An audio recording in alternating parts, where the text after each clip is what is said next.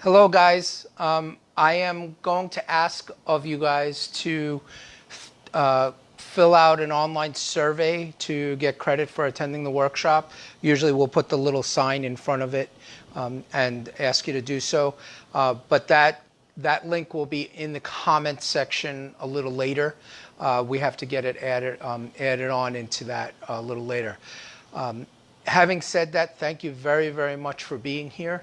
I really, really appreciate you guys taking the time and effort to be here. We do this a little earlier than 6:30 now because we're done at 6. We used to adjust from 6 to 6:30. Hopefully we will be able to welcome you back into our arms of our office fairly soon for the actual lectures on site.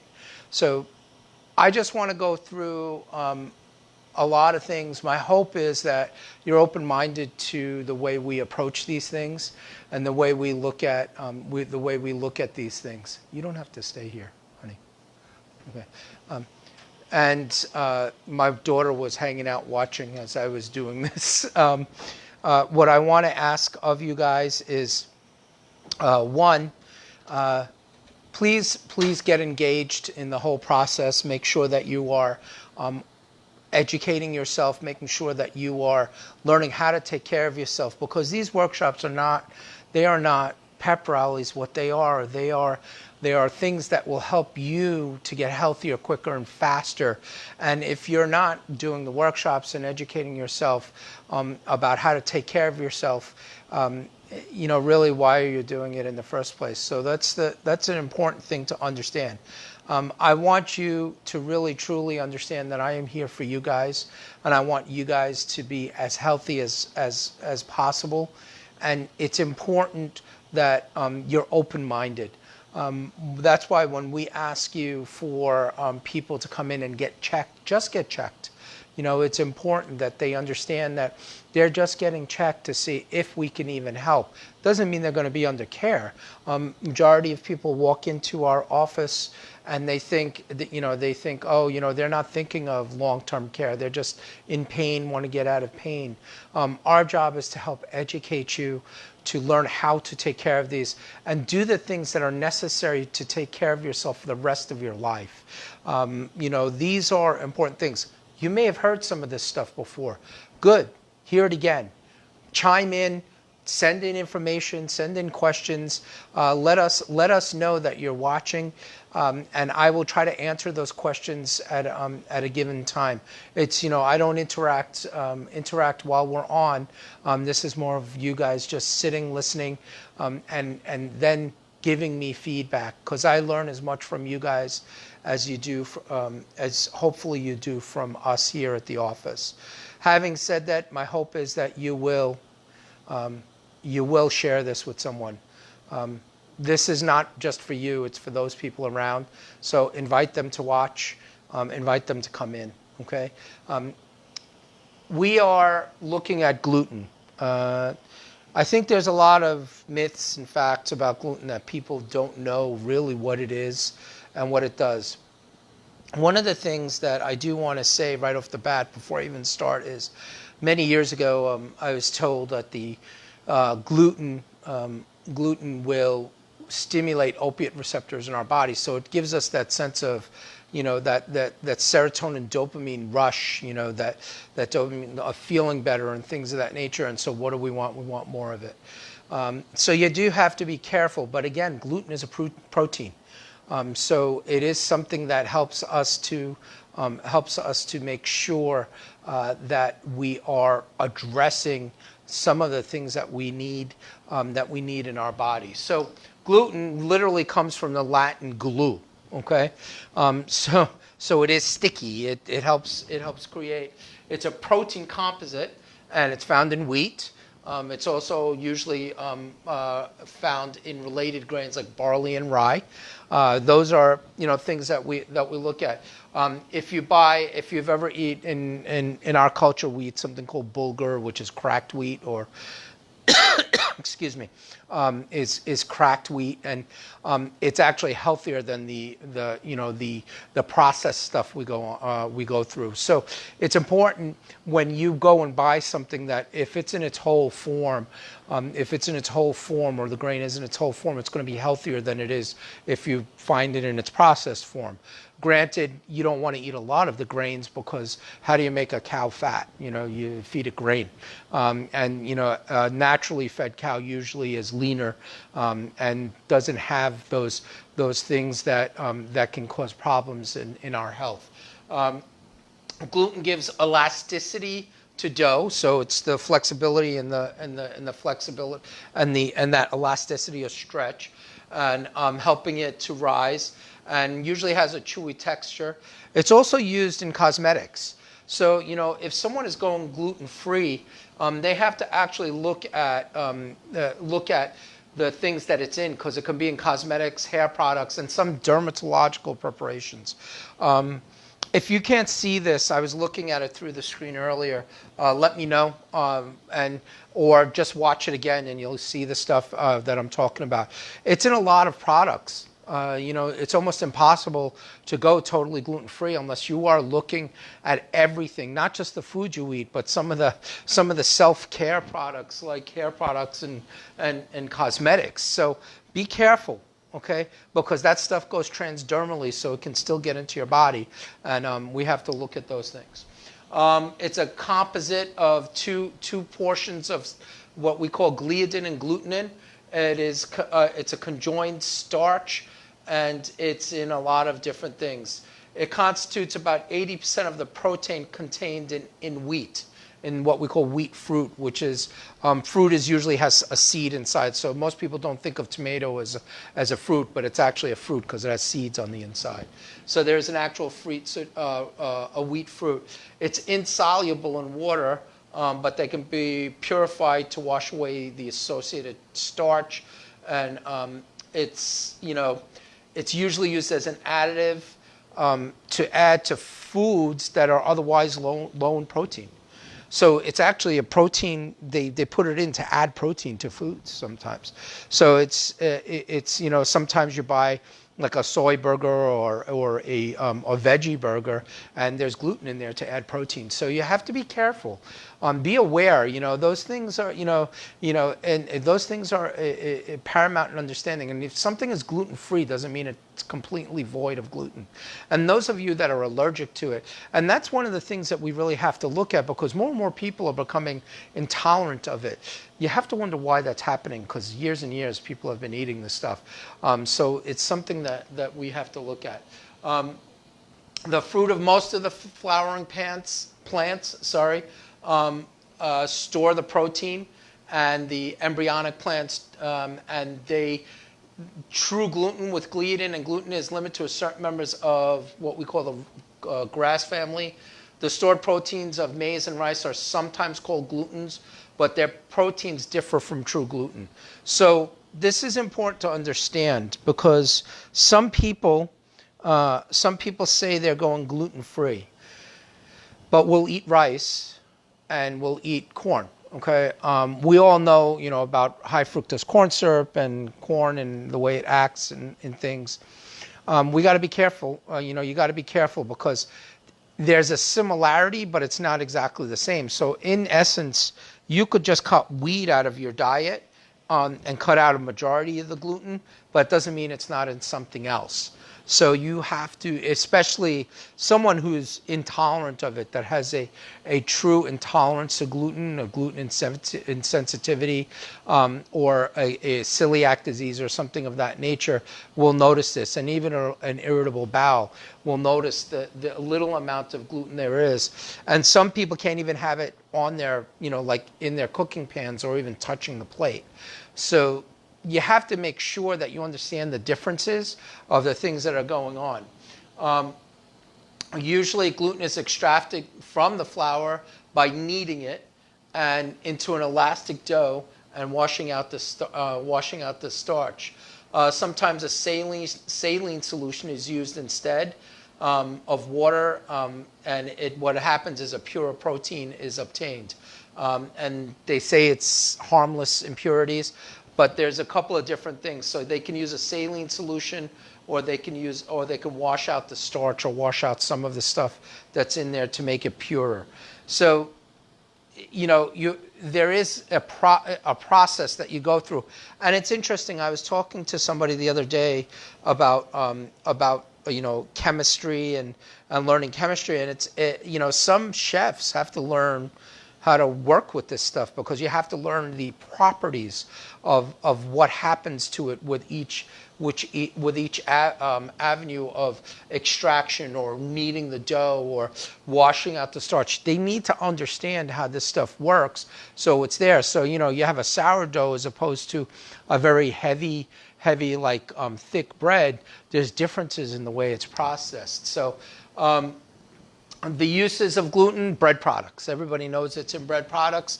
This is really small writing, but a lot of the times it enhances the elasticity of baked goods, and it leads to chewier bagels, chewier pizza crust, and also, while less refining yields, some pastry products are used for that. So the bread products are used for most of the things that it's used for. It's used for things like chewier doughs, like pizza and bagels and things of that nature. That's why, bagels, and also the water that's in it. Like some people will say, I come from New York City, and one of the reasons that the bagels taste so good is because of the water. And I think about that to myself, and I say, really? How could it be? Is it cleaner, or is it just the pollution? I don't know.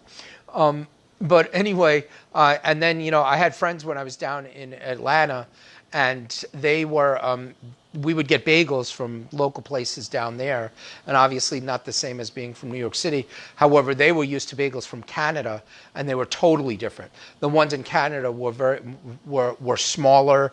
They seemed heavier to me in density. They were denser, whereas the ones here were fluffier and more like the breads. And that's when you have a hard wheat. The bread flours are usually very, very high, in gluten. So there's a lot of things that you can look at for gluten, and you need to know how it works. And if you're making the stuff, you have to understand what the difference is. But it's in a lot of products, right? It's also used in imitation meats, like I said. Gluten, especially wheat gluten, is often the basis for imitation meats. It resembles beef, chicken, duck, fish, and pork. And when cooked in broth, gluten absorbs some of the surrounding liquid, including the taste, and becomes firm to the bite. So what they do is they put it in there, and it absorbs the fluids. So it'll swell a little bit, and it'll absorb the taste. So it's used in a lot of the imitation meats. So if you're vegetarian or vegan and you want to go gluten-free, you have to be aware of where you're going to get proteins. Proteins are important, and you can get them from a lot of places. But some people don't realize that they use some of this to actually, some of the gluten to actually impart some of the proteins upon you. So this is something we have to look at. It's also used in beer. So gluten-free beer. If any of you like beer, sorry. But there's a lot of it in beer. It helps with the fermentation process. And soy, and again, soy burgers, things of that nature, and soy sauce. It can be a stabilizing agent, and some things that people don't think about. Ice cream and ketchup. Okay, really? I just, like we at home, we eat an organic ketchup that doesn't have any of that stuff, and it's truly almost like tomato paste. And it's funny, when I go to eat out, and if I ever use ketchup, I don't use it a lot. I use a Heinz or whatever they have, and it just doesn't have the same taste. It tastes different, and you can feel the taste. You can even feel it in the texture. So it's important that because hidden gluten is the problem for people in celiac disease, and that's why it's so important that if you have celiac, that you're aware that it's in these foods. because gluten is it can be hidden in many, many, many things, but people don't even think about soy sauce or things of that nature. There are some people that look at, not eating a lot of oils. That's almost in everything we eat too. So, salad dressings has gluten in them. They have, you really have to be aware of what you're getting and what you're buying, because if you say you're gluten intolerant and you're eating a lot of this stuff and you're still having belly issues, or you're not having issues, then you're not necessarily gluten intolerant. It's the amount of food you're eating and the types of food you're eating. Okay, so celiac disease is a consumption of, when you consume gluten, it causes bloating, diarrhea, vomiting, migraine headaches. It's an autoimmune disorder. So again, why is this autoimmune disorder rising in our country or anywhere in general? It's got to have something to do with the way our bodies are fighting things off, and the way our bodies are learning how to fight things off or not learning how to fight things off and are overreacting. Immunity is a big word right now because of COVID-19 and the coronavirus, and a lot of people are at odds. They don't know what to ask, what's going on, what's not going on. But ultimately, autoimmunity is something that happens within our body. And over the years, we've been exposed to a lot of different vaccines, a lot of different processed foods, a lot of different diseases, things of that nature. Our body just doesn't know what to do anymore on its own, and we have to let it learn how to fight some of this stuff, because an autoimmune function can be coming from almost anywhere, and you have to be very, very aware of that. In 2009, research showed between 0.5 and 1% of the people in the US and the UK are sensitive to gluten due to celiac disease. And they're saying that it probably occurs comparably across many wheat-eating populations in the world. But it is manageable with gluten-free diet. But now you look and you see where gluten is in everything. And sometimes when you eat something without gluten, it has a very bland, dry taste. But there are good things that you can get without gluten, so you have to be very careful with these things. So, but think about that: 0.5 to 1% of our population. You're talking, 330 million people. 1% is 33,000. Right? 330, or is it 3.3 million? I'm trying to think. 1%. 1% will be 33 million. So the thing is, you have to. No, excuse me, 3.3 million. It would be, either way, it's a very large number. Okay, it would be 3.3 million people that have it in our country. So why is it just increasingly getting higher? And why is it that we have to address these things? Because many years ago, people never thought of what our parents did in passing down through genetics or epigenetic changes. But our bodies have to learn over the years how to adapt to things. And for years, what our bodies did was it learned how to fight things off by being exposed to things. And then in the next generation of people, what would happen? It was strengthened, so it would be passed on. The immunity, the things would be strengthened with each generation. But in this past generation, a lot of that stuff has been taken away from us, and we've been looking to the outside for our bodies to learn how to handle these things. And because we're looking from the outside, our bodies don't know how to handle those things, and that we have to basically cleanse out and restart the whole thing over again. So look at this and really understand that. Why is it? The real question is, why is it that more people are having this insensitivity? And it's a big buzzword now. Used to, not as much right now, but a lot of people, oh, I can't eat gluten, I can't eat this. Oh, it makes me fat. Yeah, it can bloat you just like anything else. But if you eat a lot of it, it can. But there's a willpower associated with it. But it does stimulate opiate receptors. So you got to be careful, because the more you eat, the more you want. Okay, and that's something that you really have to really address. Non-celiac gluten sensitivity, sometimes known as gluten intolerance, is also a condition that's arisen a lot in in our diet, in our culture, and it arises in individuals that are undiagnosed. So those are the big things that we look at. So the disease could be due to other components of wheat, such as the short-chain fermentable carbohydrates called FODMAPs. So you have to. Some people, I know that when Marie was here, she did a FODMAP diet, and she literally found what was causing her problems when she reintroduced stuff, and because she had some stomach insensitivities. So the FODMAP diet is something that you can look up if you want to talk about it. You come into the office and we start talking about those things. In our office, many people will come in with stomach issues or stomach digestion issues. We use things like betaine hydrochloric acid or Zypan, which are sold through, we sell it through standard process. The Zypan is a big one that helps with stomach upsets, things of that nature. There are also others that will help with intestinal fortitude and cleansing.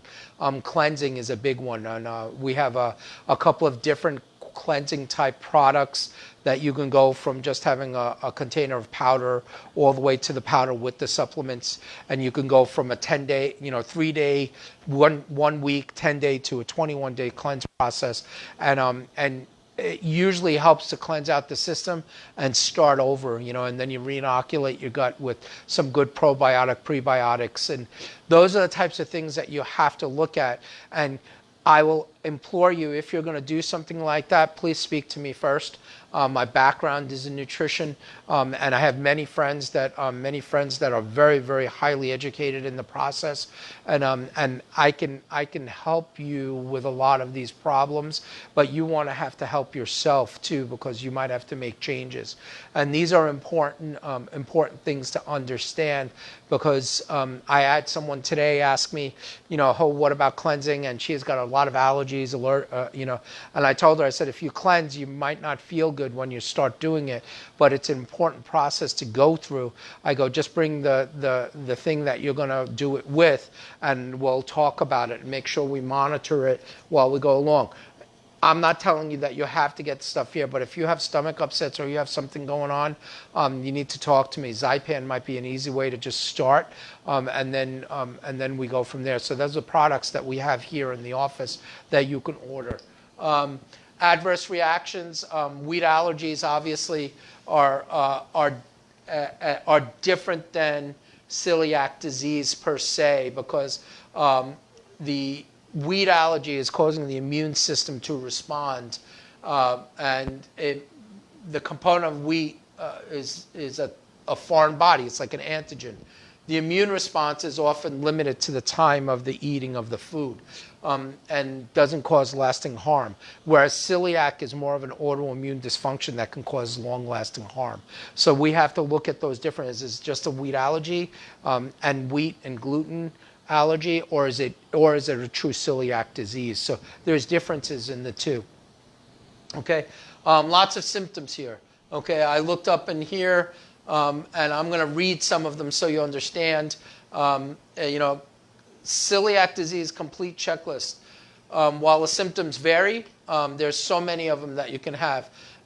Bloating, abdominal flush, abdominal pain, flushing, bulky or loose stools, diarrhea, itchy skin, irritability, depression, osteoporosis or osteopenia, type 1 diabetes, thyroid disease, Sjogren's syndrome, Turner syndrome, Williams. I mean, you know what? You could probably check off poor weight gain, unexplained weight loss, delayed growth. There's so many things that you can look at.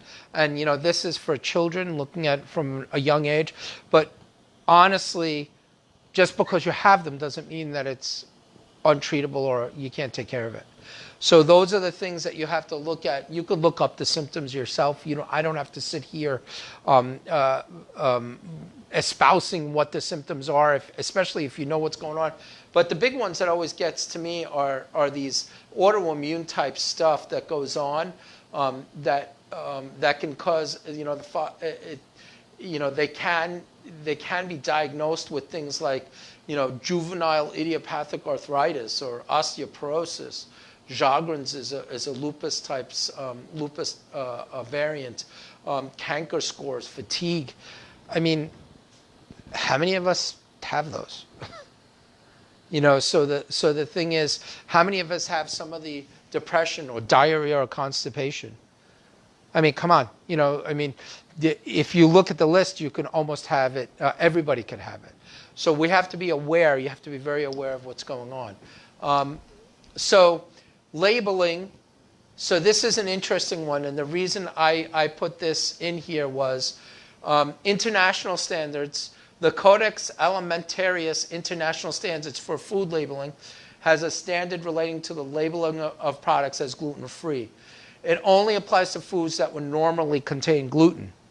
So think of what that says. It only applies to foods that normally contain gluten, which means that if they add the gluten afterwards and it's not a natural constituent of it, they don't have to talk about it.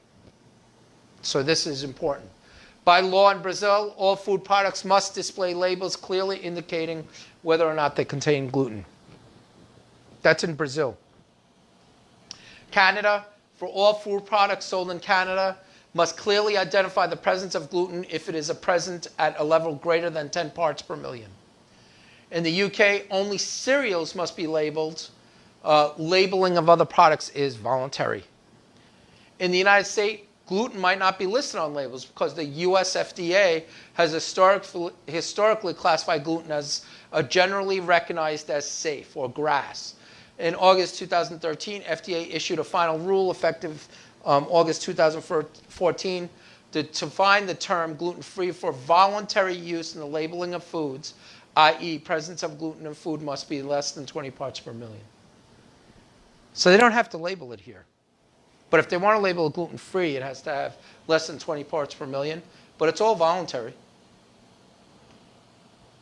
So that's the difference between us and others. And you think about it, who struggles with a lot of this stuff more? We do. Because people know it's there, don't know it's there. These are all the references. This is really tiny. If you want these references, let me know. I'll print it out, and you can look at the little writings that are on there. But I had those references in there. Did a lot of work with all those references, getting into these things. And please understand that gluten not always a bad thing. But it is bad for people with celiac.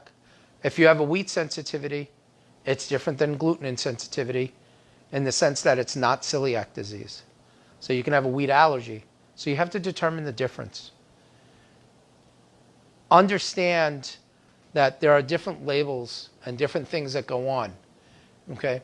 When you have a subluxation or a misalignment in your spine that interferes with your nervous system,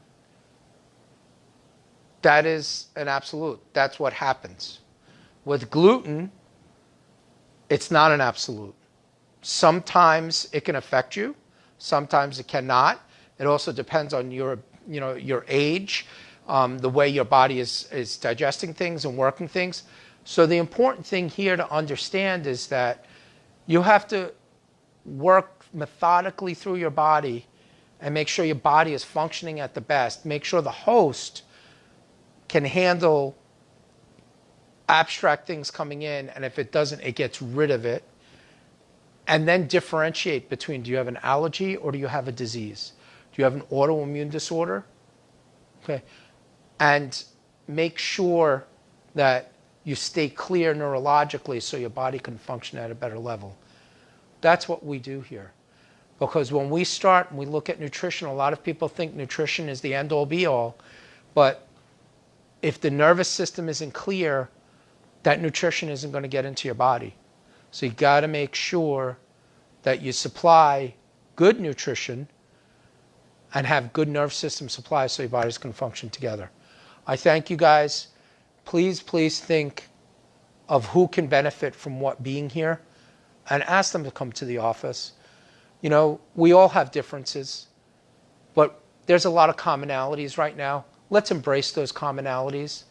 Let's celebrate those commonalities and get through all of these things that are going on together And I implore you, please let your neighbors know to educate themselves on what to do. Thank you very much. You guys have a great night.